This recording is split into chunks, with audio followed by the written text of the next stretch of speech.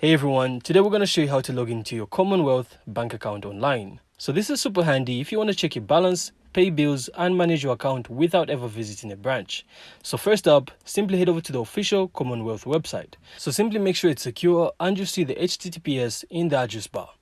So next, you're going to have to click on the NetBank login button, which is usually going to be at the top right of the homepage. So from there, you'll then be taken to the login page where you can then enter your client ID and your password. So simply take your time to enter these accurately. So if it's your first time logging in on your device, or if your account has some extra security enabled, you may be asked for a security code via SMS or email. So simply enter the code you're going to receive and you're in. And once you're logged in, you'll then be able to view your account balances, make transfers, pay bills and even download statements. And don't forget guys, always make sure to log out after finishing, especially on a public or shared device. And that's it. So I really hope you found this insightful, and if you did, make sure to leave a like and of course subscribe. Then we'll see you in the next one.